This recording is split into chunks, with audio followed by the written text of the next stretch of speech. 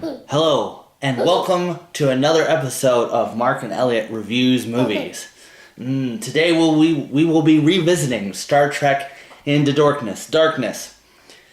Because there's a couple issues that have come up. So this isn't an actual movie review. This is going to be a little bit different than what we normally have going on. But what I'd like to talk about is something that I predicted probably about a year ago and didn't realize that it had actually happened. One of the things I said was Spock can't die. The reason why Spock, younger Spock, any of the Spocks, because if Spock dies, they have to go to Mount Seleya on Vulcan. Yeah, I know, I'm a nerd. I freaking watched the movies and I remember the stuff I watched. I don't remember anything from, from math or science or anything like that in high school, but I remember that it was Mount Seleya. So they can't take him to Mount Seleya, so what happens? They kill Kirk in this alternate universe instead of Spock. And then they put this blood, and then they make a necro-tribal superhuman blood ultra death cure thing out of nowhere to make up for the fact that when he killed Vulcan and then said he wasn't going to redo Wrath of Khan, when he redid Wrath of Khan, this is J.J. Abrams, of course, the director, producer, writer, then he doesn't have Mount Seleya and he's got to figure out another way, so he kills Kirk. Yes, there was some good parts about that. Yes, being able to quote the movies, like I said before, was good, but it just shows me that when you rewrite the story, Mark, it's an alternate timeline. Star Trek 3 has been signed. The new Star Trek, anyways, new Star Trek 3, I'd call it Star Trek 13, and this, of course, brings in one big thing. Who's going to do it? That's right, I heard J.J. Abrams is going to do it. Well, gee, Mark, you're already mad at him. How can you be mad at him anymore? Because he's doing Star Wars.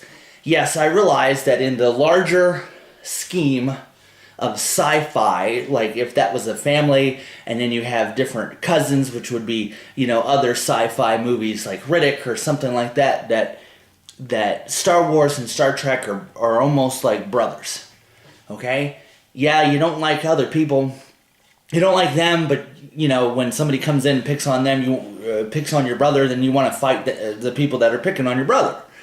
However, they're still brothers and there's still a rivalry here, and you can't do both movies at the same time. I keep saying that my biggest problem is that I want there to be a difference. And I'm afraid, I used to think, I see what you're saying. See, he thinks that working on both at the same time is going to make Star Trek more like Star Wars. Matter of fact, he's going to turn it. He's already gotten the utopian future going. So, I was hoping that it was going to ruin Star Trek. Yes, of course, it's already ruined Star Trek. I was hoping that he was going to ruin Star Wars, but I don't think he is. I think he's going to somehow pull out Star Wars and somehow make Star Trek even worse, which my young friend here, son, pointed out. The only other thing is Christopher Nolan has done Batman, and he's been involved in Superman. He wanted to be in the Batman reboot that they're doing. Is there only 2 producer-directors left in Hollywood? Is that the only 2? They're the only ones that can do any movie. Well, we should just quit doing movies, except for what they do. It just irritates me. Star Wars, Star Trek, keep them apart. I don't see a problem with that. Yes, he would like me to get on with our day. Thank you as always for listening. I know that this was just a rant and the absolute cuteness of my son.